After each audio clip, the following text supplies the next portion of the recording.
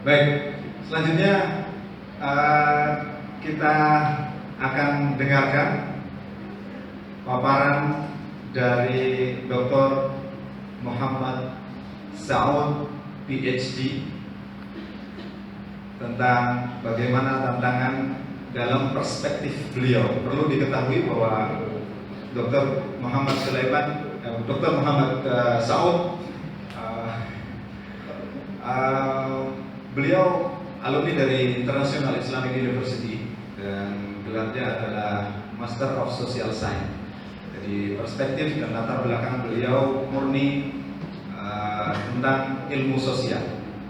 Bagaimana kemudian perspektif beliau, bagaimana pandangan beliau yang selama ini beliau geluti khususnya dalam program doktorat di UNER, bagaimana memandang kajian Islam dari perguruan tinggi umum. Saya kira ini sangat menarik sekali, insya Allah. Mari kita dengarkan. Oke, please welcome Dr. Muhammad Saud PhD. Silakan.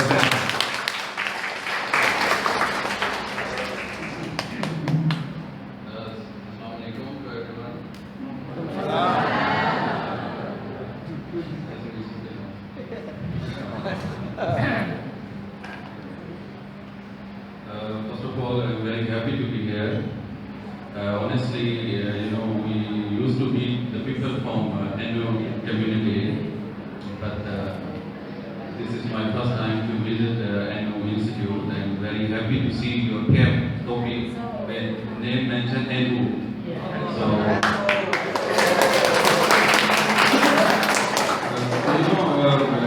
we are Pakistani. I'm Pakistani. Want to share that the Indonesian Islamic communities are very good. Their practices, their behaviors toward Islam are very good. While they practice Islam in Indonesian community, it feels that they own it.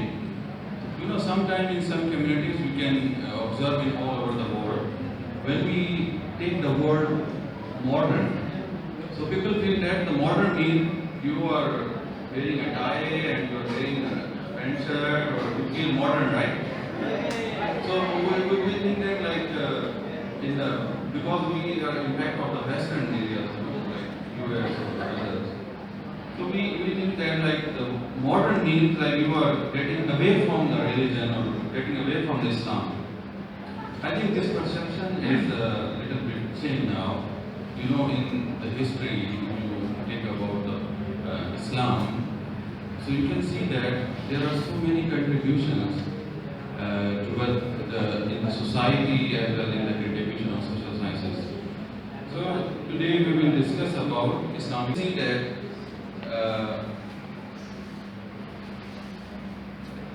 what is the problem?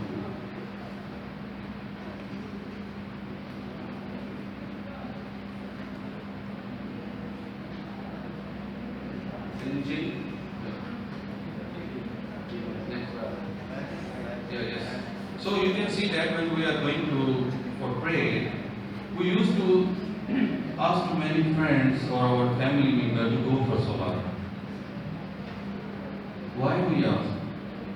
What is the reason to ask? Because we are living in a society and we have some responsibilities, like in our religion we teach us to separate Islam, to engage people in the boys' activities. So we encourage people to go together toward the Islam.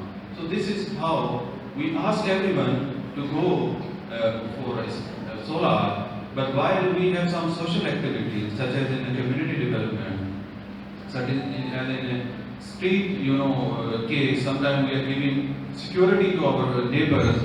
So this is also our responsibility to take over it. We just focus on, the religion over there. So there are so many factors beside when we're talking about Islam and the social sciences. There are wide differences between the social sciences and the Islam. In the society, we have 5 institutions, 5 social institutions. home, politics, economy, religions, and the media is also the part of the society. And the religion is a one part of it. So media and the home and other social institutions also the part of it. So we just take the one part and we neglect the all other.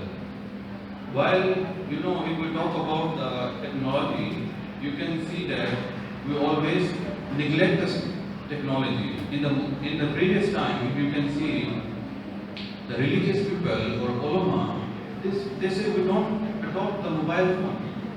Why? What is the reason of it? Because in mostly societies, people, those who are the more fundamentalists in contemporary religion discussions, so they reject the social change. Ibn Khaldun? Anybody know Ibn Khaldun? Yeah, because in Ibn Khaldun, so he did a lot for the society development. Who is he? He's the Islamic scholar in the world, but no more there. So in the history, if you can read or discuss about the history, so you can see that mostly the Islamic scholars, they was doing the same job. On the one side, they was working toward separate Islam. But on the other side, they are working on the development of the community. How we can develop our community, how we can strong our economy, how we can save people from each other, how we can take care of the health of our society. So they was working over there. But after that, everything is changed. Now we talk about, we were sitting in the mosque and we talk about other discussions, like we discuss about politics. So people usually reject it. Hey, you are sitting in the mosque, but you are discussing politics. Politics is a part of life. We cannot neglect over it.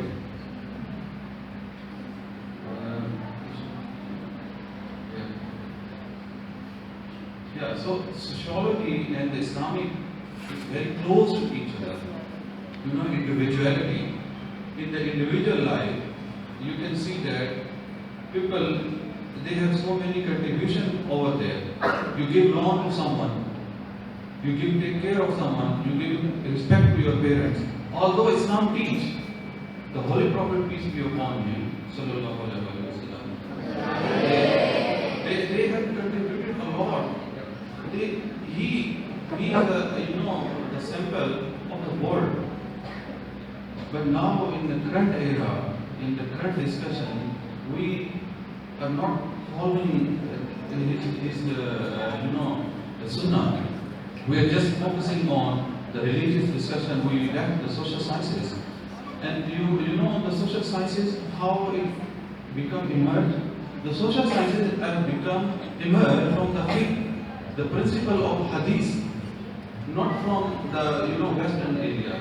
People usually focus that the social sciences is become or is emerged from the Western countries. No, it's not. There are few atheist people, they did that because at the time in the history when before or after the French Revolution. So here in Muslim areas, our institution is sheikh, like the tasawwuf, spirituality or Sufism. We used to follow the one person and individuality. But in the West, they changed the pattern. What they did that they made the church as a political institution. So if somebody needs the guidance or some certification, they go to the church. So after that, they become a model that master, bachelor, PhD, postdoc, postdoctorate. So they become the model of that. But what we did, we did a lot for the world, the Muslim Ummah. They did a lot for the world. But what they did, they always, restrain or reject the social change. But they accepted, we rejected. Because of their changing, they accepted. And we behind it, if you talk about democracy in the world, OIC is a big institute, Islamic organization, the big institute in the world. What he is doing? Nothing. If you talk about the issue of Yemen, if you talk about the issue of Iraq, if you talk about the issue of Afghanistan, if you talk about the issue of Kashmir, if you talk about the issue of the world, Syria, you can see OIC is doing nothing. Why? Because actually they are not adopting what the change is. They are just sitting in the room and just doing it. They are not a part of it. In United Nations Security Council, very few people are from the Muslim countries. So,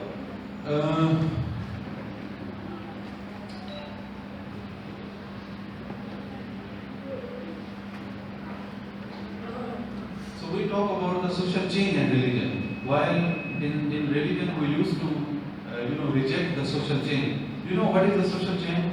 When I was in a 10th class, I think SN day, right? 10th class. So I want to take my phone, I want to buy the phone. I asked my parents, can I have a phone please? So they said, no, you don't need the phone. So I said, I want to connect with my friends, and they said, no, internet is not a good thing to use at this age because you are a kid and maybe you can see when both websites or so you may have some wrong friends, so it's better not to use. But I want to use for my studies. I want to use to build my confidence. So I need something to learn from the videos and from that. But my family rejected. Why? Because they said that it's not a good thing. But now you cannot stop it. If you stop your children from watching the cartoon, how you can stop it? You cannot stop it. Even most of the families, if they have kids, so they used to focus on they just open the cartoon and just play YouTube and just so this is now, you cannot stop the social change in the society. If those communities they have stopped the social change or they didn't accept the change, they will behind, they will not accept it. So as far as the Muslim scholars, so we need also to work over the social sciences as well as we adopt the technology. If we adopt the technology, so there are two sides, one the positive and the negative. So if you want to use the positive to make the world in connection, you should use it. It's not a bad thing. It's also there are a lot of religious things. You can translate the Quran, the holy book, in so many translations. There are so many applications. They will help you to get up early in the morning for Salah, and they will also provide you everyday quotation for Islam from Holy Prophet Muhammad. So the Muslim Ummah, the scope of that, they didn't accept the change and they didn't accept the world getting changed over there. So they was just going, oh no, we are Muslim, we don't do that. This is not the right way to do that. While if you are meeting with any non-Muslim, sometime in a discussion, I was in Malaysia, so they said, how you can meet with non-Muslims? So I said, I can learn from them. How you can learn from them? If I want to convert someone into Muslim or Islam, so I have to learn their language. I have to learn whether in English, whether other languages, so I can impress them to convert into Islam. This is my prime responsibility. But what they did, we just reject over it. We cannot learn other languages because we will change our mind something. So this is about Muslim and change. We reject the social sciences. You can see still now the teaching methodology in the masjid is still the same. Still, you can see the comparison between two. They have multimedia, they have facilities in the classroom. The pedagogy is different now, but still our pedagogy is still the same. We didn't accept it. You can see another picture over there. So the pattern is same in subcontinent, in Pakistan, in India, in Afghanistan, in Iran, in Indonesia as well. I showed that. So still the same. So we didn't accept it. We should, for example, we used to meet with the Jamaat from Australia, from Pakistan, from India, from Singapore. So one day I was talking to them, and I was very surprised. You are coming for Jamaat, what is your occupation? Pekerjaan. So they said our occupation is like I'm doing a director of an institute. So I said, how you came here? It's very difficult to come for a Jamaat, the Tabligh Jamaat, for 30 days. He said, I just come here to spread Islam. That is my prime responsibility. 1 minute, sir. Ini perlu diterjemahkan ya? Saya kira paham semua bahasa Inggris. Sudah lulus materi bahasa Inggris semua kan? Alhamdulillah, boleh gitu. Baik, saya terjemahkan sekilas secara umum saja. Jadi nanti sedikit kita Indonesia. YouTube slow ya. YouTube slow. Lurus saja. Jadi beliau menyampaikan bahwa sebenarnya tidak layak kalau dipisahkan antara tema sosial dengan agama, khususnya Islam. Karena secara umum perilaku kita, kehidupan kita sehari-hari dalam berinteraksi itu sejatinya adalah bagian dari kehidupan bersosial dan itulah kehidupan beragama. Meskipun kemudian kita masih ada pandangan bahwa ada pemisahan, sejatinya itu tidak layak karena ulama-ulama kita terdahulu sejatinya meskipun mereka berperan dalam kehidupan beragama, namun mereka tidak pernah meninggalkan peran-peran sosial dalam kehidupan sehari-hari. Sehingga ajaran Islam sebenarnya memberikan sumbangsih yang besar terhadap kehidupan sosial. Ada pandangan bahwa kalau kita sedang duduk di masjid terus berbicara tentang kehidupan teknologi dan lain sebagainya itu tidak layak. Maka hal ini sejatinya tidak seharusnya terjadi. Maka ketika kita berbicara di masjid, apapun boleh kita bicarakan kaitannya dengan kehidupan sosial. Kaitannya dengan Barat yang mereka sudah mulai mendesain bagaimana tentang kehidupan sosial. Jadinya ada peran mereka untuk kemudian merubah sistem yang sebenarnya sudah diberikan atau sudah dicanangkan oleh Islam. Di antaranya gelar-gelar akademik. Sebenarnya kemudian ide Barat untuk kemudian mendesain gelar-gelar akademik mulai dari doktor, master, PhD dan lain sebagainya. Ini desain untuk memilah dan memberikan strata sosial yang berbeda-beda. Dan di Islam tidak ada setting seperti ini. Tapi sebenarnya ide awalnya sudah ada bahwa derajat-derajat keilmuan yang dicapai oleh seseorang ketika nyantri di pondok pesantren, pencapaian terus selesai dalam membaca kitab dan lain sebagainya itu sudah bagian dari gelar sebenarnya. Cuma kita belum menamakan gelar tersebut. Penamaannya ini yang mereka desain. Terus kaitannya dengan demokrasi, jadinya kemudian apa yang dicanangkan di dalam Islam sangat demokratis sekali, apalagi yang diajarkan oleh Rasulullah SAW tentang bagaimana kemudian berinteraksi, bagaimana untuk bertransaksi, semuanya bagian dari kehidupan. Nah, kaitannya dengan tema yang selanjutnya tadi tentang perubahan sosial. Kadang masyarakat kita, khususnya antara orang tua dan anak, biasanya orang tua sulit untuk menerima perubahan, khususnya ketika anak meminta handphone, terus kemudian browsing atau kemudian teknologi dengan perkembangan yang canggih seperti ini. Kadang orang tua sulit untuk menerima perubahan seperti ini. Hari-hari ini tentunya ini tidak bisa dipungkiri. Perubahan yang seperti ini kita nggak bisa melarang anak-anak untuk kemudian berinteraksi dengan teknologi. Maka bagaimana kemudian Islam menyikapi seperti ini? Selanjutnya Dr. Saud akan melanjutkan. Thank you so much you being here.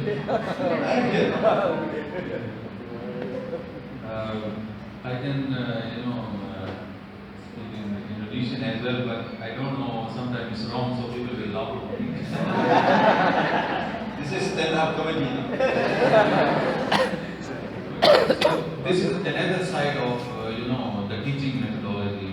We are still beating in the masjid, so dropout ratio of the school is high, is high, becoming high. You can see it's like the staff is beating something.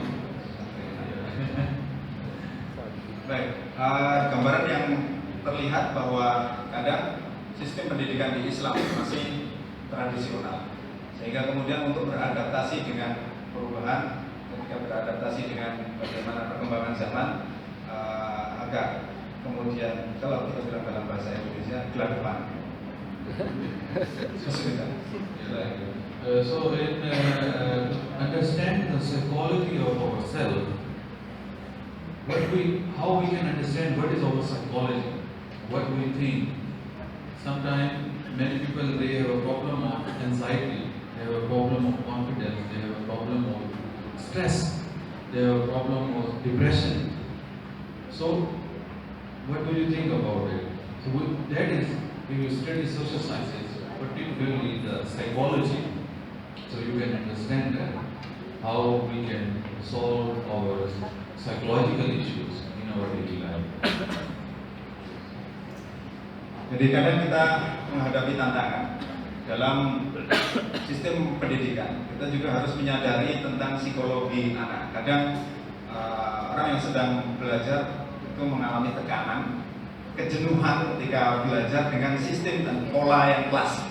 Sehingga kemudian perlu ada inovasi, perlu ada terobosan-terobosan untuk agar kita memahami psikologi mereka, apa yang diinginkan, sehingga apa yang kita ajarkan bisa tersampaikan kepada mereka. The success of other nations, I was talking before, the comparing between the Western countries and the Muslim countries. You can see that even in the Quran it also stated that those who did, they cover the world, or those who discover, or those who already visited the different countries, different places, say that they know that, they're building creativity. But if you want to go to anywhere in the Muslim country, so many people, if you meet every people, they say they want to go for Umrah. 1 time, 2 times, 3 times, every time they want to go to Umrah. It's okay, we are Muslim, that we have to practice. But if you want to visit other countries, like Western countries, so you will came to know the importance of Islam. Like Alhamdulillah, we are Muslim. So this is how we are not visiting other places to understand the phenomena of society. We are just living in Muslim countries. Indonesia is a Muslim country. But when I came here, I just came to know like majority also, the non-Muslim also here. So I can meet with non-Muslim. One of my professor, his name is Daniel, Professor Daniel, and I was going to Pakistan. I just meet with him, Prof, I'm going to Pakistan, and I just want to say you goodbye. And at that time, I was coming from Japan, so I say I just bring some hadiah for you, please take it. So he accepted after that, and at that time, the month is Ramadan. So he just politely asked me, Saud, can I have water please? And I was silent because in our society, if you are in puasa or fasting, it's difficult to eat in front of someone, and people don't like it. So he just take permission from me to drink water. And my question was after that, Prof, are you fasting? Why you are not fasting?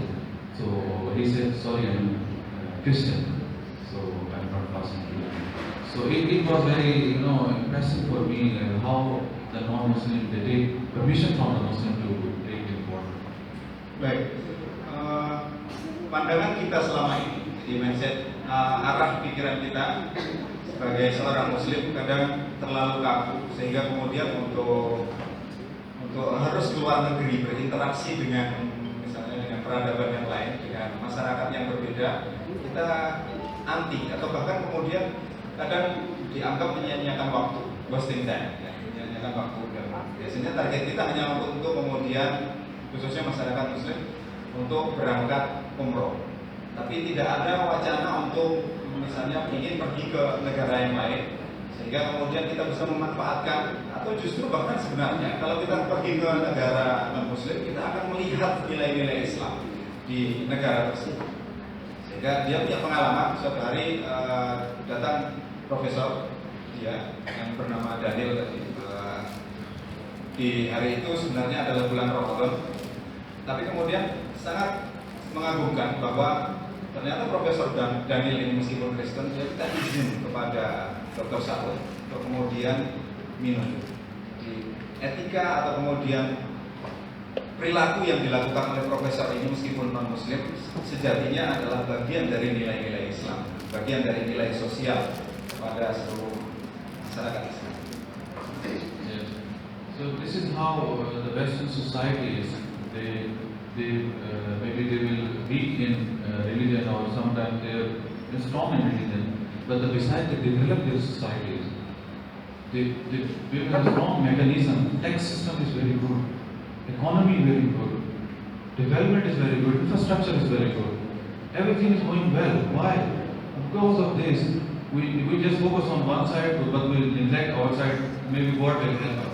How will God help us?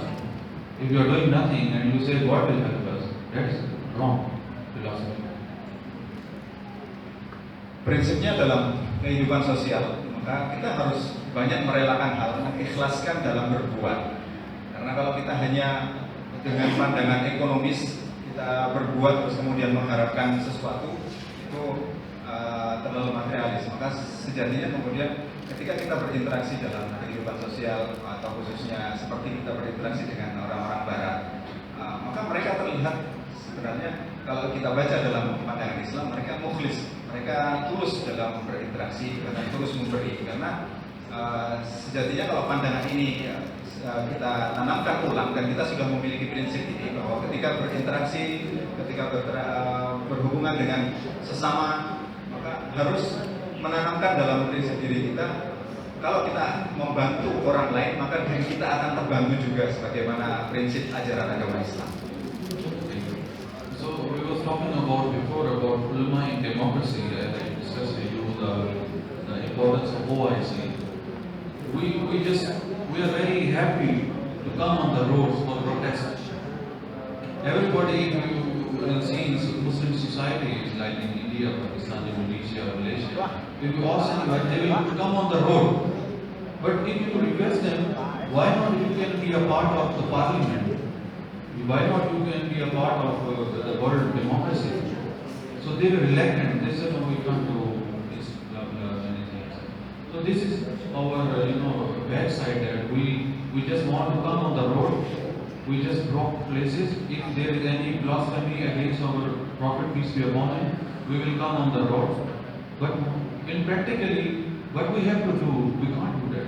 In the case of Palestine, in the case of other places, we just make a forum and just sensitize them, just it. But not in the word democracy. Dalam sistem demokrasi, naifnya masyarakat Islam ya bisa kita sebut dengan bersumbu pendek dalam memahami demokrasi. Maka yang terlihat di masyarakat Islam, di dunia Islam, mereka lebih banyak mengeksplorasikan atau mengekspresikan nilai-nilai keislamannya dalam bentuk berdemo di parlemen atau kemudian mendemo aparatur negara. Ketika kita tanya kepada mereka kenapa tidak menjadi bagian dari parlemen saja daripada mendemo, tidak, kalau kemudian nilai-nilai Islam dinodai, penistaan agama dan lain sebagainya, kita harus demo dan lain sebagainya.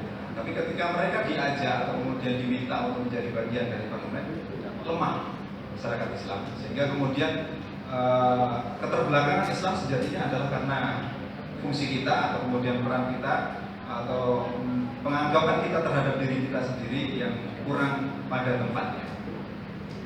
Yeah, this is how we need to modernize our literature, our system, our knowledge. We used to reject the learning of the knowledge over there. I read Quran, I know Quran what is inside, but sometimes we just recite the Holy Quran but we don't know the meanings inside. So that is our very, in the Muslim societies, it's a very drawback. We just recite it but we don't know what is the hadith, what is the meaning of the translation, we don't know that. So this is our, backdrop, the big backdrop that the Quran, the big book in the world, the Ummah book, we just recite but we don't know.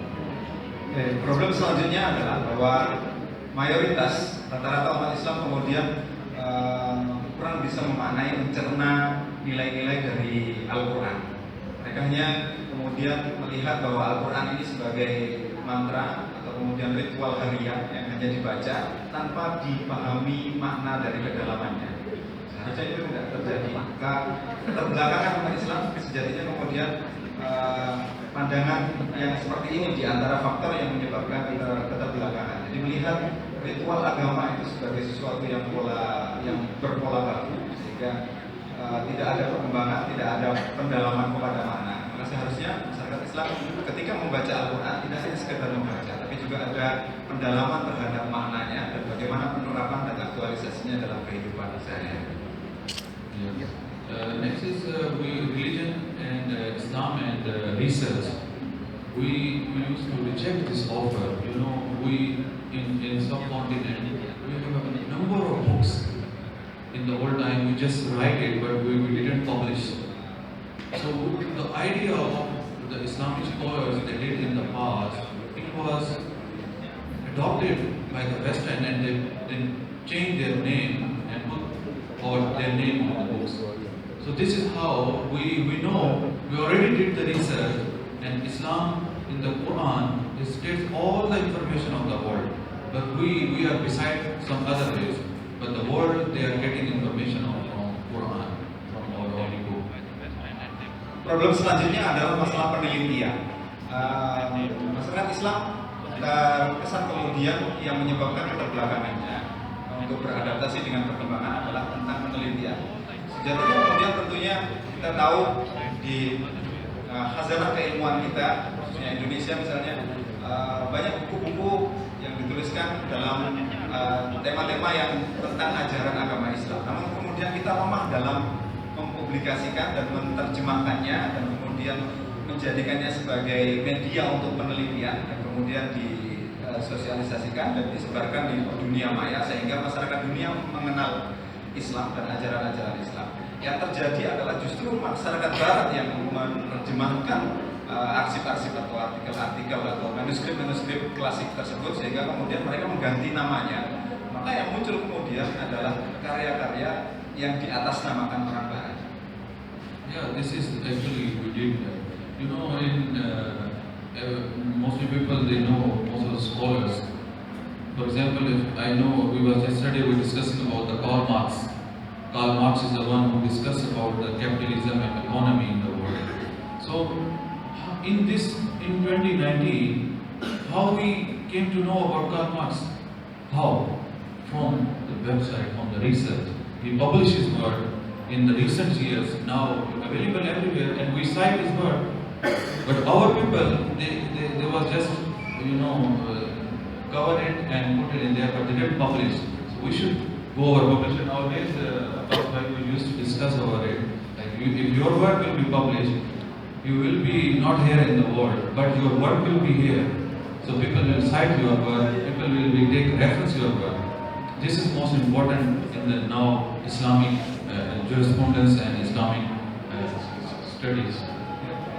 Problem yang selanjutnya adalah ketika khazanah-khazanah klasik, khazanah-khazanah terdahulu itu kemudian terpendam di dalam kedalaman zaman, itu yang terjadi untuk sulit bagi kita untuk memunculkan. Yang terjadi di Barat sebenarnya, ketika mereka mengetahui salah satu tokoh misalnya Karl Marx, bagaimana kemudian generasi sekarang mengenal dan mengetahui profil dari Karl Marx itu dengan cara diterjemahkan dan kemudian dipublikasikan, diinformasikan secara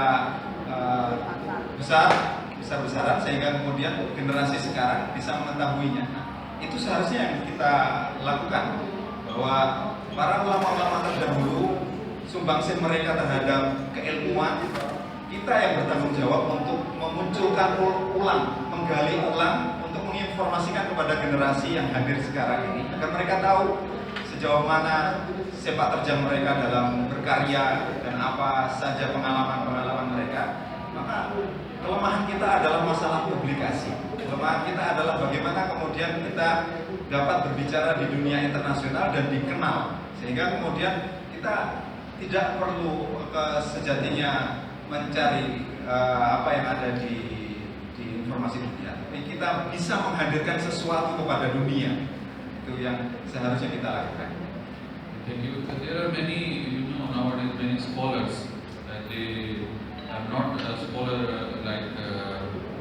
from the masjid or from ulama. They are the world known scholar. There are so many. I just take 2-3 pictures there. So you can also listen them and take advice from them. They will teach you from different perspectives, from the Islamic perspective and the science and the social science from different point of view. So you can also learn from them via YouTube or other practices and try to listen more in English or their own language. Maybe I don't know. Dr. Zakir Naik, they speak English very well, and they will give you more examples. Sometimes we have a contradictions with our scholars. It's okay, but it depends upon your choice. You can find some other as well. Jadi para ulama-ulama untuk kemudian bisa dapat berperan di kancah internasional, sejatinya kemudian memang harus ada tuntutan kemampuan dan keahlian dalam berbahasa, karena bahasa menjadi kunci untuk kemudian dikenal di dunia internasional. Sulit bagi kita untuk kemudian memperkenalkan dan memberitahu kepada masyarakat dunia kalau kita tidak bisa menyampaikannya dengan bahasa dunia. Maka tidak bisa dipungkiri, ini sesuatu yang sulit tapi memang harus dilakukan. Sehingga ketika kita mempelajari, dan banyak ulama-ulama kita di era modern sekarang ini sudah mulai bisa menyampaikan dalam berbagai bahasa, khususnya bahasa internasional, baik bahasa Arab maupun bahasa Inggris, agar kita bisa memahami bagaimana alur dari ajaran agama Islam yang sebenarnya sangat aktual sekali untuk dikaji di dalam wacana kehidupan sosial. At the end, thank you so much for your time. I'm sorry I just described a lot because it's a big, discipline of social science. This was very short. Maybe in another time we'll discuss more. Thank you very much. Thank you, Pastor. बहुत शुक्रिया लगे। बहुत शुक्रिया। बहुत शुक्रिया। We are from the same university in Pakistan, International Islamic University, and I'm very happy to meet. When he called me, I'm from IUI, and I didn't think whether I have a time or not, but I just say okay, because we are very strong brother, and especially NU. NU is core of our heart, and we accept that as some generic. Okay, thank you so much. Assalamu alaikum.